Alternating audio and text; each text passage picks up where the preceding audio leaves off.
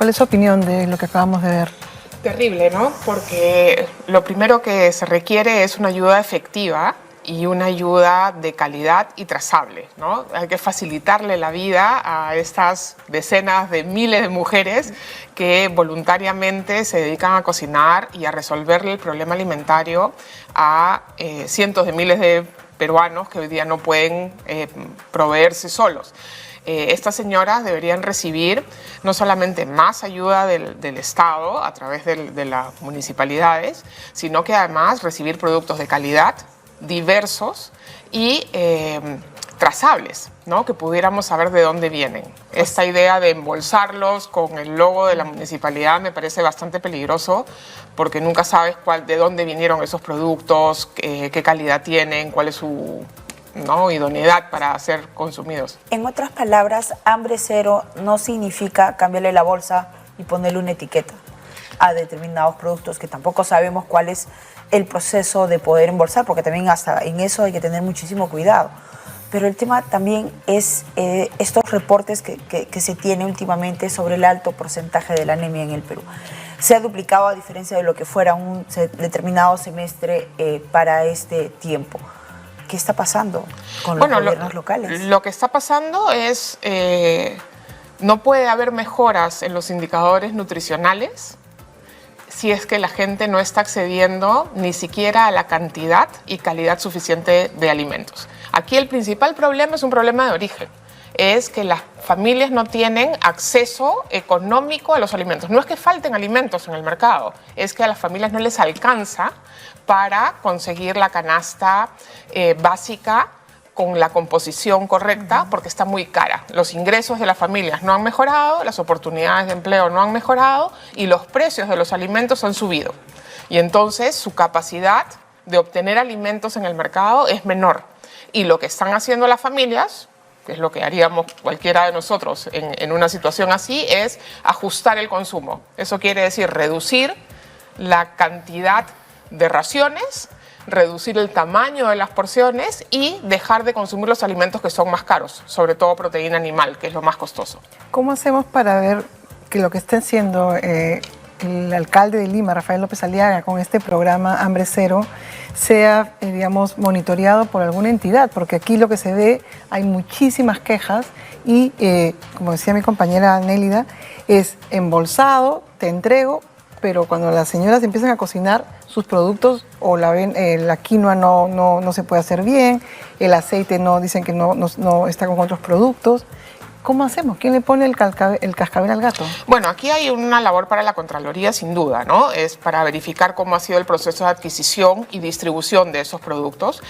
Yo creo, además, que la Defensoría del Pueblo tendría que actuar y las asociaciones de consumidores porque la Municipalidad de Lima no produce ni lentejas, ni arvejas, ni quinoa, ni aceite, ¿no? Están comprando a alguien y entonces este proceso de reetiquetado hay que verificarlo con el Código del Consumidor, porque los alimentos tienen unas reglas que hay que cumplir. Y por eso, como decía el reportaje, por ejemplo, Jaliwarma, cuando entregó alimentos como proveedor logístico del Estado, compraba cosas que uno también puede encontrar en el mercado, ¿no? Porque eso es lo que te garantiza que la calidad de lo que se le entrega a estas familias está asegurada.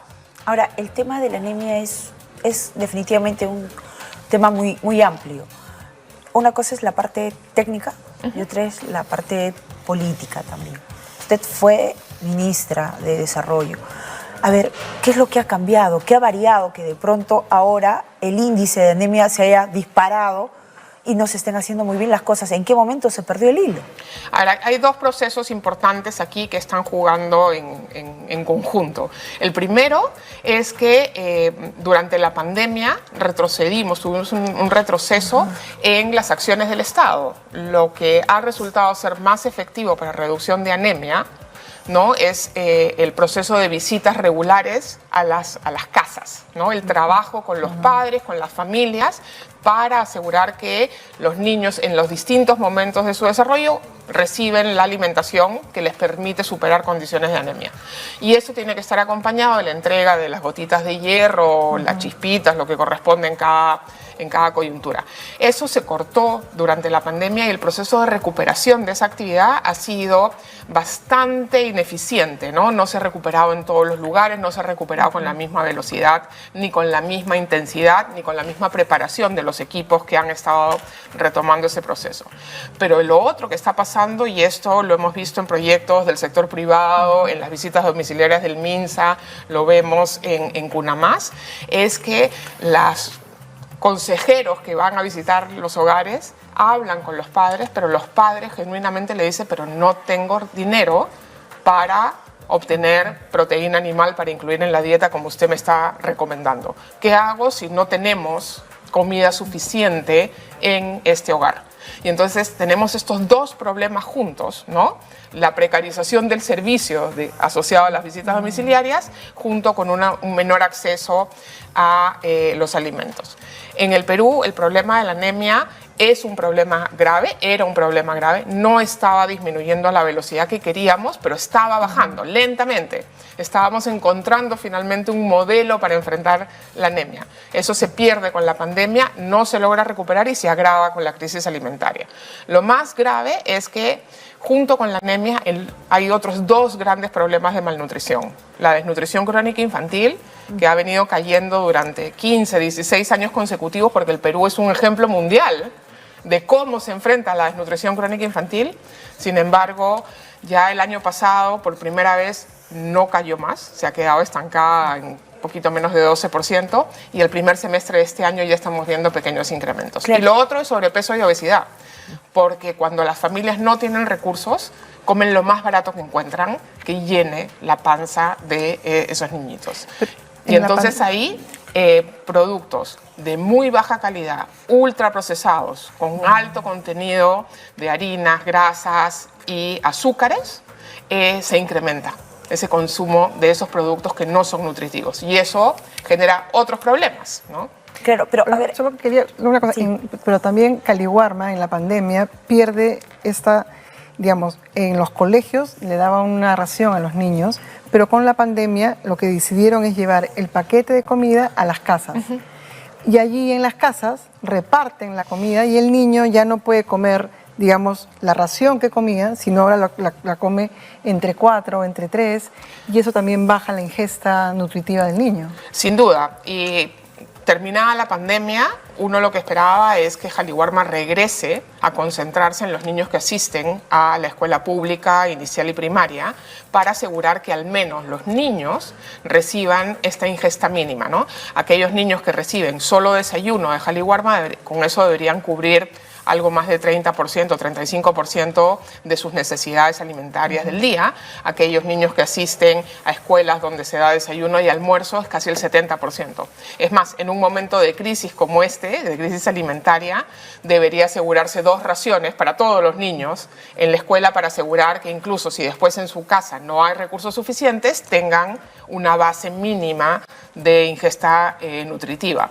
Desgraciadamente, muchos padres se han opuesto a que Caliwarma regrese a donde estaba originalmente y eso ha generado muchas tensiones con el programa. Y lo segundo es que los proveedores del programa también están muy cómodos entregando esta canasta de productos en vez de raciones, ¿no? Y entonces hay que regresar a donde se debe, porque el objetivo de Caliwarma no es entregar alimentos en la puerta del colegio a una familia, es que los niños en el aula consuman estos alimentos nutritivos que les aseguren atención y capacidades para aprender durante la jornada escolar. Bueno, en el interior del país, en regiones, esta acción se desarrolla en las mismas instituciones. Los padres de familia se organizan y son ellos quienes cocinan los alimentos en el día para los estudiantes.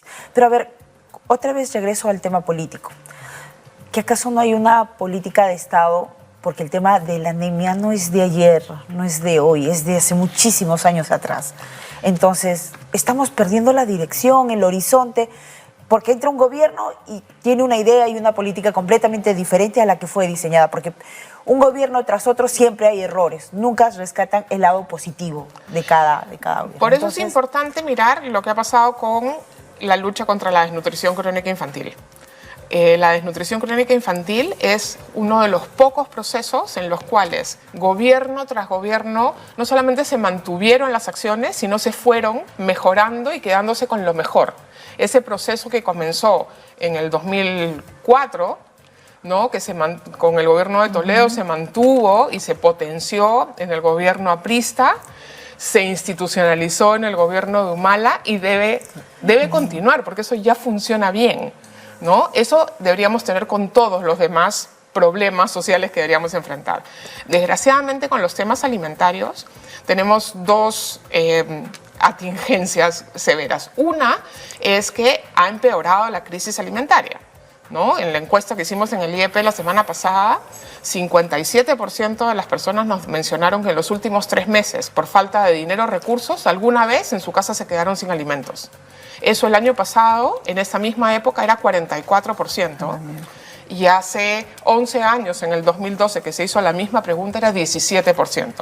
Hoy día el hambre es la característica principal de la pobreza y vulnerabilidad en el Perú.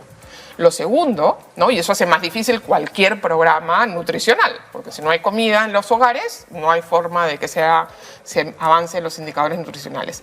Y el segundo problema es que el tema alimentario no le compete a nadie, o le compete a todos.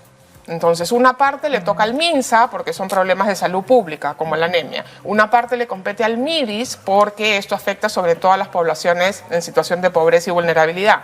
Otra parte le toca a agricultura con la producción de los alimentos, porque consumimos básicamente productos derivados de la agricultura familiar. Otro poquito le toca a Produce a través de a comer pescado y las MIPES.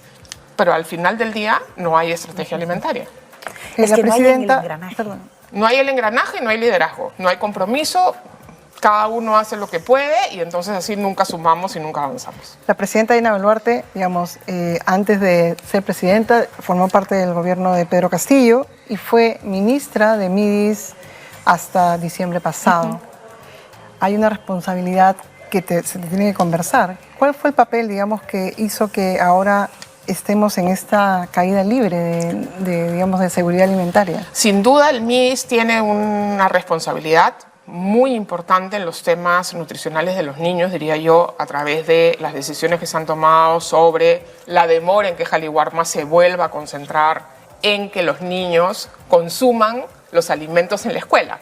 Porque no solamente que le entreguen a la escuela los alimentos, es que los niños se lo coman, ¿no? Eso es primero. Y lo segundo es que el MIDIS ha sido bastante reticente a proponer medidas agresivas o disruptivas para apoyar, por ejemplo, a ollas comunes. Si bien el MIDIS no puede ayudarlas directamente, gestiona recursos y los entrega a través de los municipios.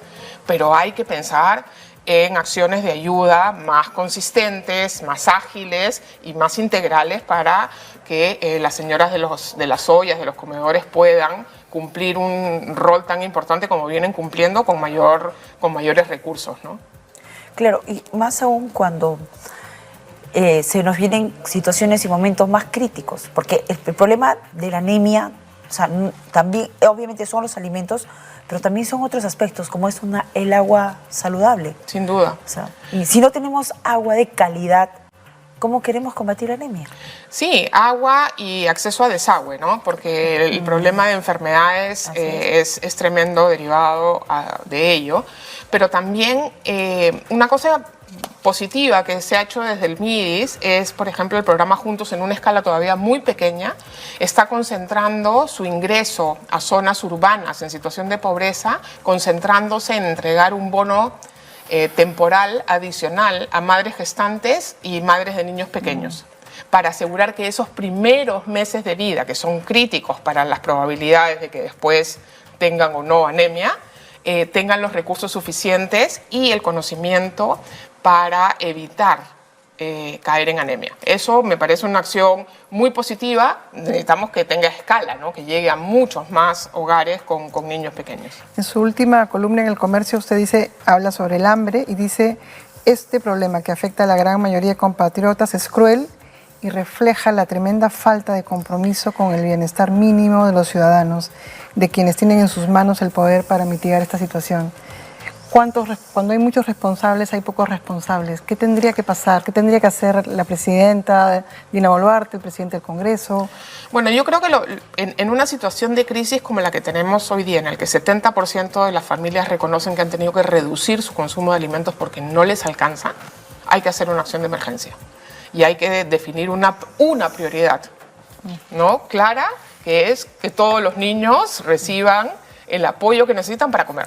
Y eso quiere decir donarles alimentos, mejorar Jaliguarma, complementar recursos, hacer bonos, lo que fuera necesario, pero poner una meta de Estado. Por delante que ese mínimo, que es que las familias tengan la posibilidad de alimentarse mínimamente y que tengan la seguridad que mañana también van a poder alimentarse, es una condición indispensable para a partir de ahí mejorar la educación, luchar contra la anemia, pedirle a esas familias que piensen en emprendimientos, lo que sea. Hoy día nada de eso puede suceder si las familias están desesperadas pensando en si van a poder comer o no mañana. Una de las salidas es el hecho de que se declare, por decir, en emergencia. ¿Ese es el camino? La declaratoria es lo de menos, ¿no? Tendría que ser una prioridad y asegurar que eso moviliza recursos, moviliza liderazgos, genera una estrategia. El sector privado hace un montón de cosas para apoyar la crisis alimentaria. Apoya las ollas, dona alimentos, está el banco de alimentos, montones, y no saben a qué sumar. Entonces cada uno hace lo que puede porque no hay una estrategia. Necesitamos que haya una persona, una cara, unos indicadores y un plan. Y que se tenga recursos, gente y los instrumentos legales para poder llegar rápidamente a atender esta emergencia. Al hablar del Banco de Alimentos me da pie de lo que ha hecho el alcalde de Lima, Rafael López Aliaga, de retirar al personal del Banco de Alimentos del Gran Mercado de Lima porque tenía diferencias políticas y ahora ya no se recoge esa comida que sobraba. Es un desastre.